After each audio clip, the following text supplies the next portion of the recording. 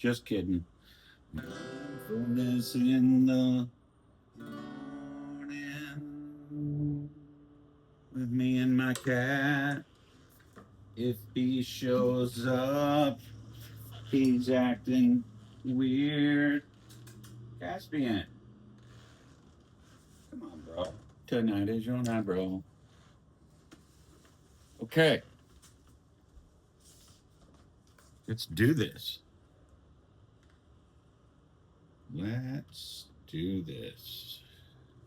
Welcome to Mindfulness in the Morning with Chris and Caspian, who's apparently doesn't like to eat when it's hot. Who does? All right, so I want to read something written in 1934. Yeah, I know, bear with me. Emmett Fox wrote this in the middle of the Great Depression, and his whole argument is there's no such thing as depression in nature. Nature doesn't run out. The scarcity isn't real. What's real is the fear. He says people are suffering want in the midst of plenty. All right, I can deal with those long pipes. And then I wrote something in the margin here, almost 100 years later, because it still stands. People should mind their own business and mind it well. Yep, that's all mine, folks. Coin it, print it, ship it. And under that, politicians especially use fear as a tactic for votes, right or wrong. The motive is rarely for prosperity for all, but for their own tax bracket.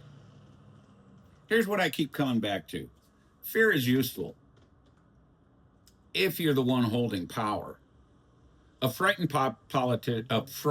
population doesn't ask hard questions. It just wants someone to make the fear stop, and it'll hand it over almost anything to get that. That's my honest read on where we're at right now. That a lot of what gets sold to us as urgency, as crisis, as we have to act now or else, isn't really about protecting ordinary people. It's about protecting the people who already have the most to lose if things actually got more fair. I'm not saying that to score points. I'm saying that because Fox is right that fear is the mechanism. And I think it's worth each of us asking plainly, who benefits from me being afraid right now? Caspian, you know, buddy, you've never once been afraid of scarcity. You just assume the food bowl fills back up. Okay, bad example. But that first note, mind your own business, mind it well. I don't think that means disengage. I think it means don't let someone else's fear campaign become the operating system for your inner life. You can be informed, you can even be angry. But if your peace depends on the news cycle going your way, you've handed the keys to somebody who was never going to protect your peace to begin with. Fox's whole point is that the depression then, and I'd argue now, whether it's economic or political, is mental before it's material. It's a belief people agree to share, which means it can also be a belief people stop agreeing to share. Just for today, I'm going to mind my own business and mind it well. I'm going to notice when fear is being used on me and ask, who's it serving?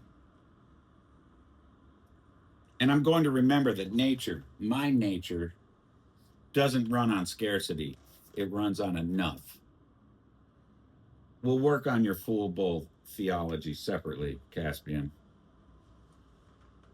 Cut it. That's a wrap.